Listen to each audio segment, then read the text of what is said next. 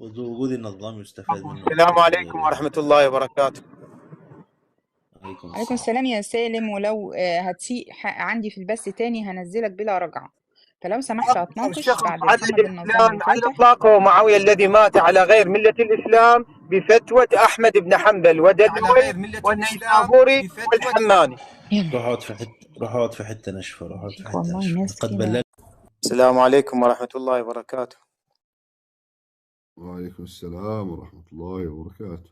الحماني كفر معاوية وقال معاوية مات على غير ملة الإسلام، عاش منافقا ومات منافقا، في كتاب عاش منافقا ومات.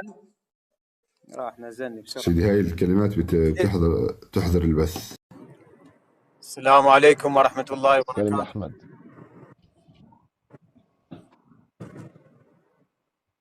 تسمعني؟ السلام ورحمة الله تعالى وبركاته. حياكم الله.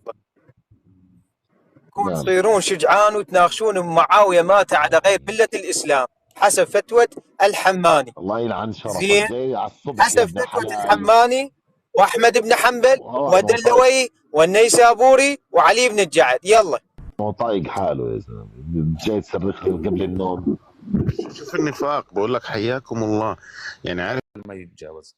تمام. يكون معاوية مات على غير ملة الإسلام فتوى الحماني وأحمد بن حنبل ودلوي والنيسابوري وعلي بن الجعد. يلا تفضل ناقشوني ولا تشوفوا.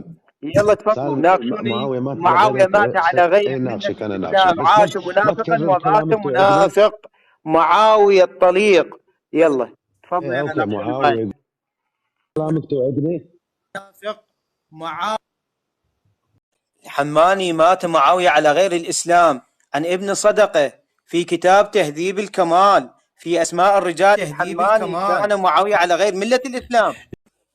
الحماني مات معاوية على غير الإسلام عن ابن صدقة تهذيب الحماني مات معاوية على غير الإسلام عن الحماني. لف وارجع تاني. ابو زياد، انت شيء 12 ولا صرخي ولا ايه الدنيا معاك؟ الحماني مات معاوية على غير الإسلام عن ابن صدقة. طيب بص يا تهذيب الكمال في أسماء الرجال.